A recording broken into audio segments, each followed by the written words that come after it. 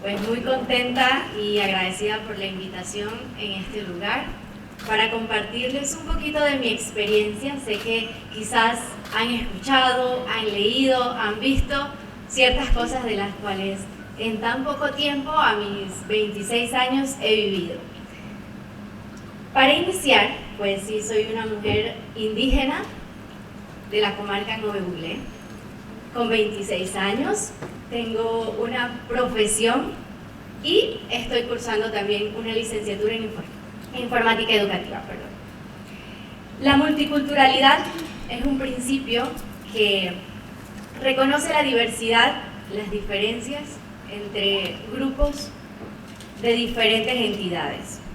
Esta se caracteriza, como todos saben, por tener una armonía entre los grupos, por promover el respeto y la tolerancia entre ellos y también por crear intercambios entre los diferentes grupos. Voy a hablarles un poquito sobre mi experiencia personal. En la comarca Nove Buglé somos alrededor de 154.355 nove que esperamos ser según el censo del 2010, y somos casi 5.505.343.000 con el próximo censo. Así que somos bastantes indígenas. Se dice que también alrededor de cada año nace entre el 10 y el 11% de los indígenas de las comarcas Nove, Buglé, Emberá, Gounán y Guna. Mi oportunidad empezó desde antes de yo nacer. Mi abuelo. Mi abuelito es un indígena que fue regalado, desde la comarca Nove Buglé fue regalado. Y disculpen mi emoción, porque cada vez que hablo de esta historia me llena de mucha emoción, porque es el pilar fundamental de toda mi vida. Mi abuelo fue regalado a la edad de 5 años a una familia en la provincia de David. A él lo educaron hasta 6º grado y de allí le dijeron que no podía ser educado más y que tenía que trabajar. Ya tenía una edad relativa entre unos 11, 12 años. Para ellos ya era considerado un hombre que podía trabajar y que podía hacer muchas cosas con fuerza física. Y él dijo que él quería estudiar porque él quería ser diferente a todos los indígenas y que él quería ser igual que esa familia que lo había adoptado. Entonces le dijeron, ok, te vamos a dar la oportunidad de estudiar, pero no te vamos a pagar y vas a tener que hacer trabajos para nosotros. Y ellos aceptaron la condición y él dijo, para mí es mejor que me den alimento, pero puedo estudiar. Y así fue como mi abuelito se educó, tuvo la oportunidad de ir a México a prepararse después de haberse graduado el 6º año en el Colegio Félix Olivares en David, y allí se preparó por unos meses y cuando regresó fue nombrado voluntariamente como maestro en la comarca Nove Buglé. En ese tiempo un grupo de indígenas organizados en las fincas bananeras decidieron crear escuelas. No había escuelas en la comarca. Decidieron crear escuelas y pensaron en personas que ya tenían un poquito de grado escolar y que quizás podían ser los primeros en enseñarles a leer y escribir a nuestra población. Mi abuelo aceptó voluntariamente y se fue hasta un pueblo de la comarca Nove Buglé llamado Alto Caballero, y allí empezó. Cuando llegó a este lugar no había absolutamente nada y con los padres de familia decidieron construir la primera escuela. Esta escuela fue hecha de palma y palos. Él educó a los niños de edad en la que estaban aptos para ir a la escuela, 6 años, y todos los que querían estudiar, porque no era, como era un maestro voluntario, no era que había un plan de estudio, no había el método, simplemente él les iba a enseñar a leer y escribir. Y poquito a poco se fue. Hoy mi abuelo tiene 60 años de haber fundado esta escuela, la primera escuela dentro de la comarca Nove Buglé.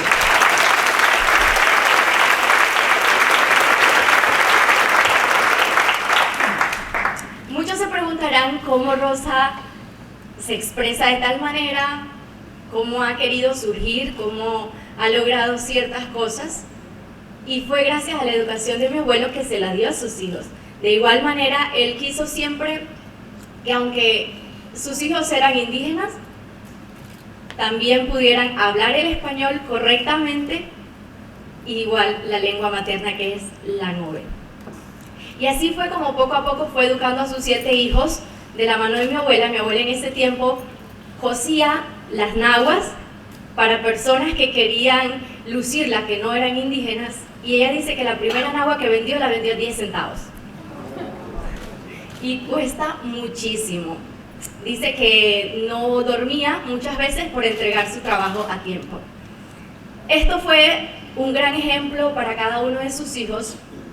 Cada uno estudió, sus 7 hijos son profesionales, algunos maestros, ingenieros, y de allí nosotros, la segunda generación, que también quisimos seguir el mismo camino, con esfuerzo, con dedicación, porque no había muchos recursos. Hoy en día hay muchos proyectos, hay muchas escuelas, hay oportunidades para los jóvenes estudiantes, pero ¿de dónde radica el poder? De nosotros mismos, del querer ser diferentes, de querer cambiar, de tener ese chip no igual a los demás, de quedarnos en una casa, que a los 15, 18 años nos casamos las mujeres, tenemos hijos, que no está mal porque es lo que yo quiero hacer más adelante, pero también tenemos metas como jóvenes de estudiar y de prepararnos para también ocupar dentro de nuestra sociedad panameña una posición educativa, una posición que pueda inspirar a los demás, y como yo, hay muchos jóvenes que lo han logrado de la misma manera, con mucho esfuerzo, con dedicación. Esto, pues de igual manera fue posible con el ejemplo de mi abuelo. Mi mamá quiso estudiar, mi papá en otra familia también se fue hasta Santiago a estudiar. Cuando terminó el colegio vino hasta Panamá a trabajar y estudiar a la vez. Hoy en día es economista. Y mi mamá educadora. Entonces de allí nació ese deseo de que nosotros también, sus hijos, tenemos que ser diferentes y que también necesitamos inculcarle a los demás a que podemos ser grandes cosas en este país. Que no solamente somos los pueblos originarios que aportamos la cultura, aportamos la tradición, pertenecemos a esta multiculturalidad y aportamos a nuestro país, sino que también somos iguales a todos, porque también tenemos las mismas oportunidades. Como decía aquí que hay oportunidades, pero mal distribuidas. Las escuelas están en las comarcas, pero no se le da el mismo seguimiento a tener una escuela aquí dentro de la ciudad. Hay escuelas en las que solo existen 2 maestros y que estos 2 maestros atienden hasta 6º grado. Yo estudié en una escuela multigrado. Cuando estaba en tercer grado, mis compañeritos eran de 6º grado y el maestro daba los 2 grados a la vez, y estudiábamos en las sillas de madera, de palo, porque no había, era una escuela rancho. Y no, hoy en día esa escuela es hasta colegio, así que ha progresado bastante gracias al esfuerzo de los gobiernos que han puesto la mirada en nuestras comarcas. El trabajo y el deseo de ser diferente vi como una oportunidad de poder utilizar una plataforma que no sabía si iba a ser la correcta, pero me arriesgué. Entré a la organización Señorita Panamá con esa pequeña oportunidad de representar la comarca. Y cuando estuve dentro, pensé que iba a ser un concurso como los de poesía, los de dibujo, los que había participado dentro de las escuelas. Nada parecido. Cuando llegué acá me encontré con este mundo tan diferente a todo lo que yo conocía antes. inclusive ustedes se dieron cuenta que el tema de que hace falta en nuestro país un poquito más de tolerancia entre la sociedad común con los pueblos indígenas es bastante.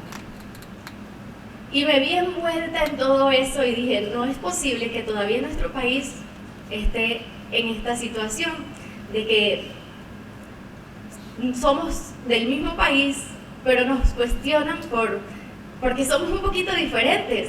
Quizás mis rasgos físicos no son tal cual un indígena o como muchas personas esperan que sea una indígena, pero no se han dado cuenta de que solamente me han visto a mí, porque dentro de la comarca hay muchas mujeres parecidas e igual a mí.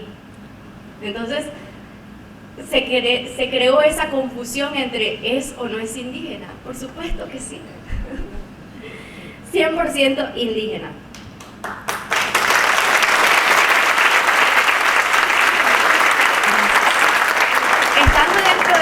De este concurso de Como Señorita Panamá, dije, bueno, si están así de crítico, vamos a hacer la diferencia. Y me aferré de eso, de una debilidad que muchas personas veían como atacarme, mi fortaleza. Y de eso hice que pudiera ganar el certamen por mis propios méritos. Estoy orgullosa de esto.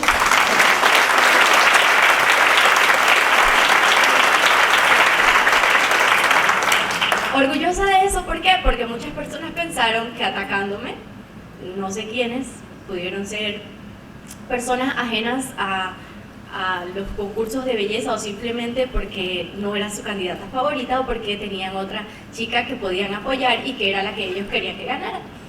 En fin, me aferré de eso y dije, bueno, si este es el problema, esto es lo que voy a utilizar como la herramienta principal y más importante para poder ganar. Me esforcé muchísimo, me costó mucho, tuve que aprender muchas cosas, porque si bien es cierto lo que estudié, ciencia y tecnología de los alimentos, no tiene nada que ver con la belleza. Si acaso comer un poquito bien, pero no es tanto comer bien y saludable, sino más el proceso industrial de cada producto que va a ser vendido dentro de los supermercados, etcétera, ¿no? Y eso no tiene nada que ver con la belleza. Y dentro de todo este mundo me tocó aprender cómo comer bien para tener una figura, cómo modelar, porque no sabía hacerlo, cómo expresarme ante tantas cámaras, porque no era nada de lo que había hecho nunca antes. Así que me costó bastante, lloré muchas veces, pero también al final pude reír de emoción.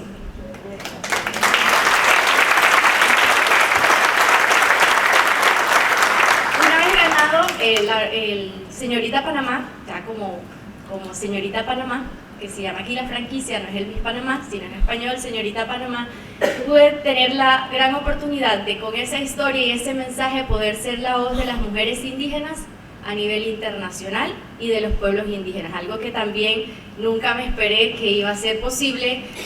Como les dije al principio, a mis 26 años, quizás mi vida la había planificado de una manera diferente: estudiar, trabajar, casarme, tener hijos y seguir trabajando. Nada de lo que ha pasado hasta ahora en la pausa de 25 a 26 años. Así que es algo completamente distinto a lo que yo tenía programado durante mi estilo de vida. Y una vez estado en estos grandes escenarios, pues pude ver que no solamente Panamá ha cambiado en un año con ese mensaje, ha cambiado su percepción y ha visto y ha desviado un poquito la mirada a los pueblos indígenas, no solamente a la comarca Nuevo Inglés, sino también a la comarca Guna, a la comarca Emberá, porque todos tenemos las mismas oportunidades. Solo está en nosotros mismos poder cambiar, en nosotros mismos poder tener ese deseo de ser diferentes y ese deseo de crecer, de convivir y de nosotros mismos tener la autoestima de sentirnos igual a todos, porque empieza desde nosotros, no de lo que dicen los demás, porque las demás personas simplemente pueden decir miles de cosas sobre nosotros, pero cuando nosotros estamos seguros de quiénes somos y de qué queremos, vamos a llegar lejos y vamos a cumplir todas esas cosas que anhelamos. Así que para concluir, esa pequeña historia de vida que quizás en unos años no me esperé contar, o lo veía como algo insignificativo, como algo que iba a ocurrir en el ciclo de vida normal. No ha sido así. Hoy en día puedo decir que es completamente diferente y que ha cambiado hasta mi propia percepción. Y he podido ver la vida de otra manera. Así que estoy muy contenta de poder compartirles esta pequeña historia, que ojalá pudiese tener un poquito más de tiempo para profundizar sobre la historia, pero de igual manera me siento muy orgullosa de la oportunidad que se tiene en Panamá hoy en día para poder compartir también con los pueblos indígenas todas esas culturas y tradiciones que nosotros tenemos como pueblos originarios para compartir con todos ustedes. Muchísimas gracias.